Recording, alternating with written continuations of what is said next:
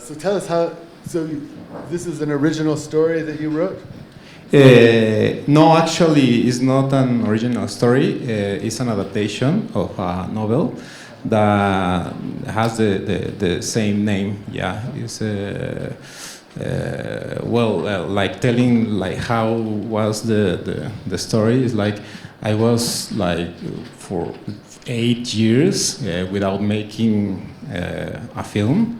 I was like in this creative slump when Victor Leisegui and the other producer Arturo Martinelli approached me about directing this film.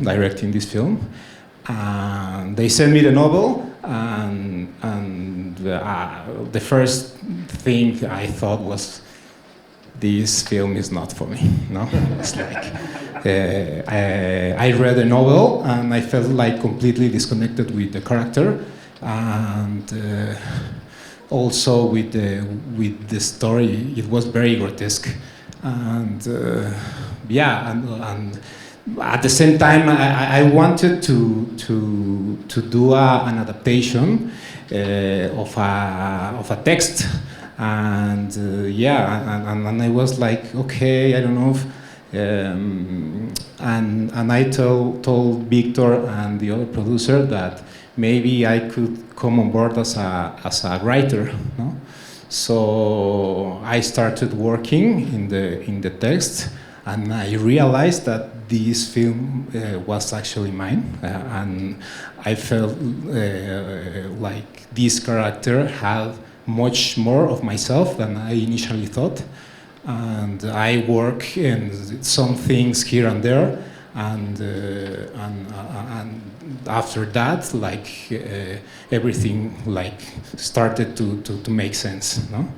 And the writer also was very clear from the beginning that one thing was the film, and another thing like completely different was his novel, no? So he didn't interfere in the process of writing, because I'm a huge fan of Andrei Tarkovsky's work, and something that stayed with me from his book Sculpting It in Time is this idea that in order to make an adaptation of a text, you have like to filter it through your own experience, no? So I did that, and that's the way that I thought that the film could be mine, no? So I get rid of the text, and yeah, this is the film. Yeah. Fantastic. So Victor, why did you pick Daniel to direct this film?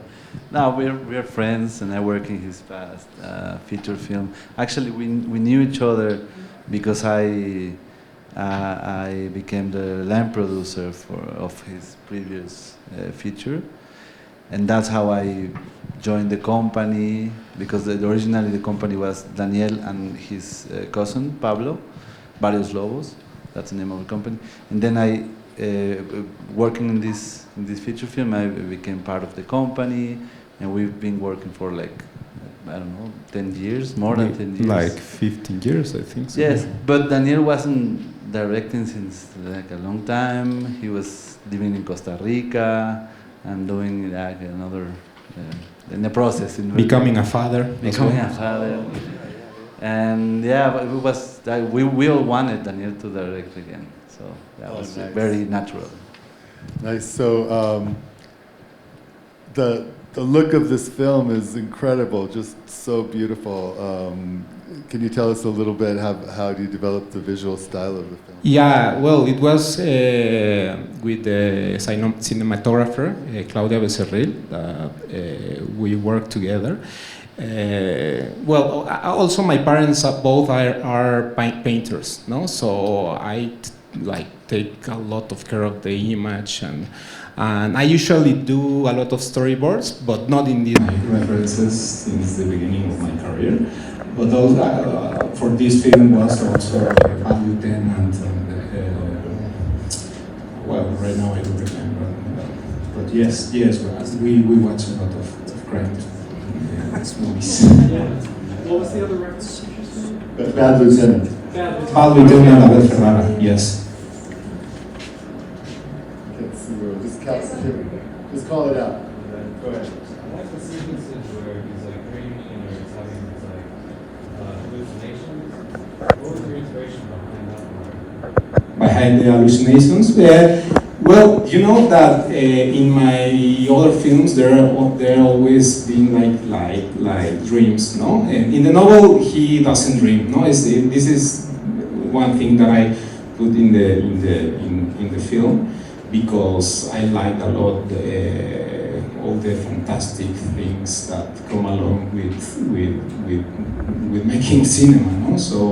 So I think that all the dreams and that stuff, yeah, I think I must have a lot of references, but I also like to think that is something that is also inside me. Are those the DVDs in the video store? In the video store, are those your personal DVDs, or do you borrow them? Well, no, I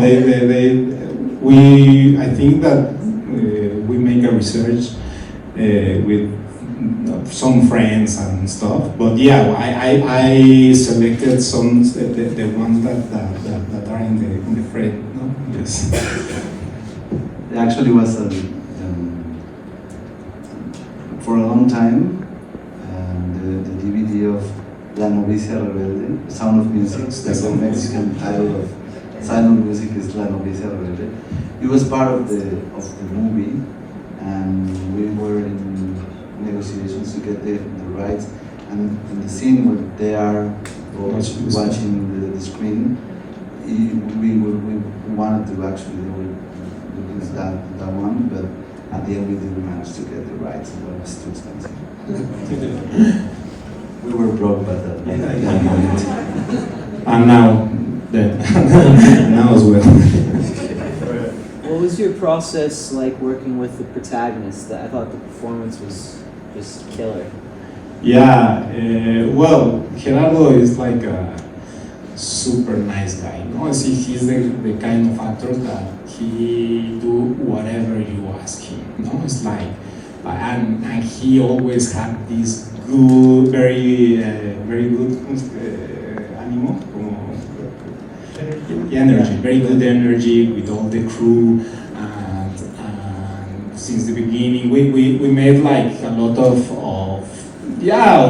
I think like we play a lot before we made the film. I made a lot of interviews with him, like if he was this character, no, and at some point he started to propose something that I wasn't like, it wasn't my idea.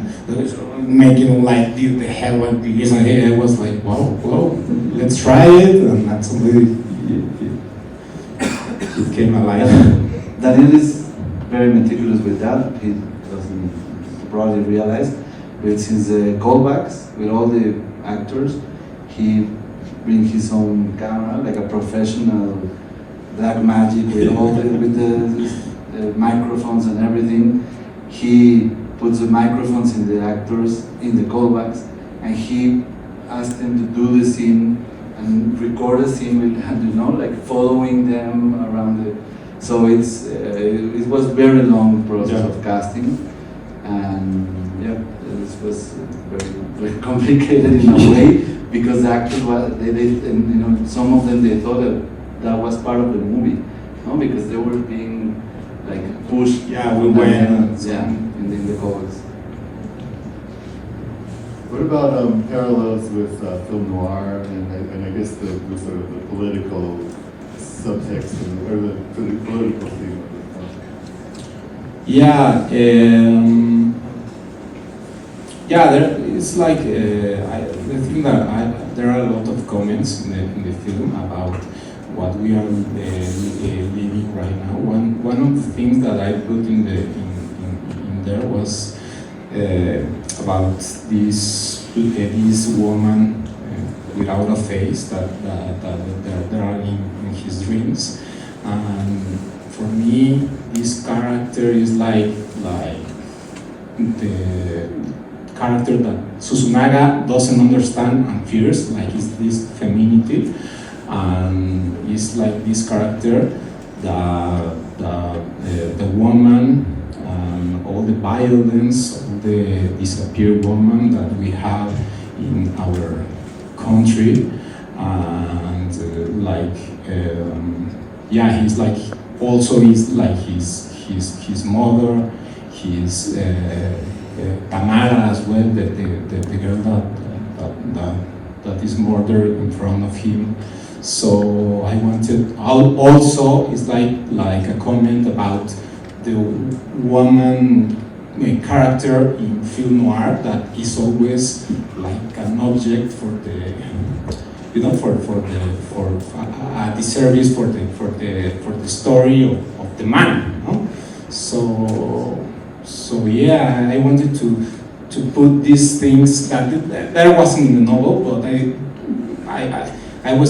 had this conflict, no, because we are seeing again the story of a man with his struggles, and I wanted to make something a little bit different. It's about toxic masculinity. Yeah. It's very toxic masculinity in a way. Go ahead. How did you come up with the idea of the masculine character?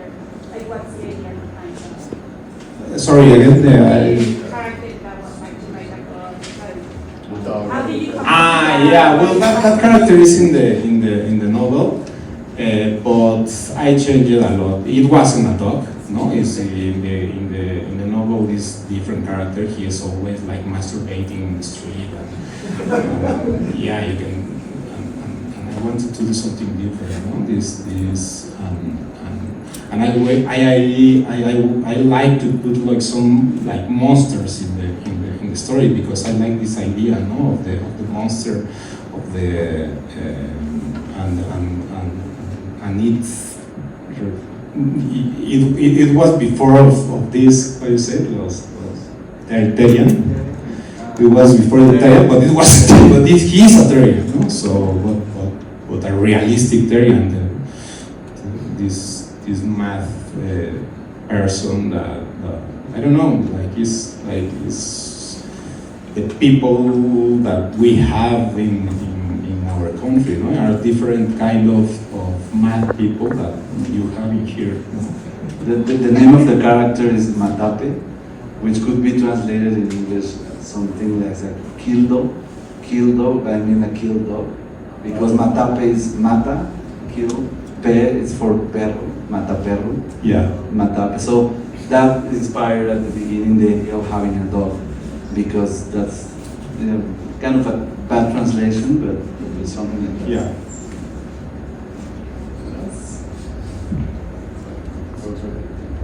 I'd like to ask you a question from a business perspective. As we know, and they're very clear, this is not a $10,000 cost, you a lot more money than that. It's like 1.5 million, maybe more than that.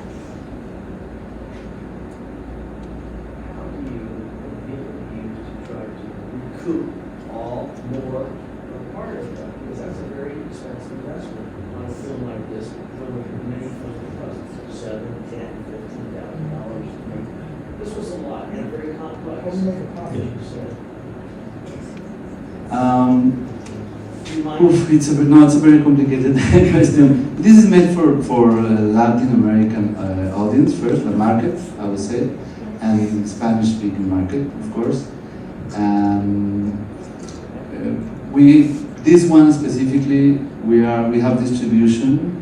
We are going to be in the theatrical release in Mexico first in August, and we are hoping that after the theatrical release, we made it to platforms. Other or previous movies of the company have made it to platforms.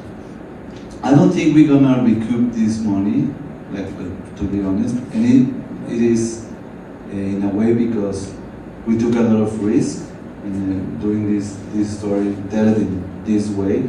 But the good thing is we don't have to recoup the money because we got a lot of soft money which is money from grants, tax incentives. You see all these grants at the beginning. There are companies that gave us the tax money, and so there is a system in Mexico that is very generous to filmmakers that allow us to take risks like this. So we don't have to tell a story the same way that all the police stories are told, with a lot of shots fired and a lot of action and a lot of effects. We don't want to rely on effects. We want to make and I think it's the only way to create a movie that is more in the artsy way of making something like that. Very realistic. I'm jumpy sometimes. Yeah, but it's the only way to talk that we, as a producer, as independent producers, that is the only way that we have to address subjects as toxic masculinity, for example, or other comments, political comments, social comments that are in the movie. Because if, like the other direction, that to comply with all the market needs, like listening to the audience, it's something that we want, but if we start doing that, and in Mexico at least, you always end up doing soap operas. You stay true to that. Because a lot of the big audience in Mexico, and I'm not say this like in a bad way, but the truth is like what the audience consumes more is more melodramatic stuff, like comedy, romantic comedy, stuff like that. So this is not meant to recook. This is meant to try to give voice and tell the story and the form. That's why we shot 6 weeks, because the form was very important. And yeah, it's a luxury. We are very, very, very privileged to do this. Well, thanks so much for bringing it to Mammoth Lakes. Can you tell us what your next project will be? Yeah, right now I'm working in the pre-production of a documentary. It's a very personal documentary about my grandfather and his children. My mom is one of them. In a period that he built a house very near from Vulcano Popocatépetl. He was in this period. He was the administrator of Basilica de Guadalupe, and it's like in this time of the movements of '68 and repression, and also the Olympics. This thing, it's a representation of the house, because my grandfather was in one side, outside he was like a saint, like this, educated man, and everyone want him. But inside the house is super violent, abuse, and I found like 200 reels, 8mm, that he did about the parties, about the first communion, weddings, and I'm telling the story with his children, my mom and her brothers and sisters, about the memory, how every child had a different father, even if he was the same person. Yeah. That's it. Well, thank you both so much for Thank you. coming out tonight.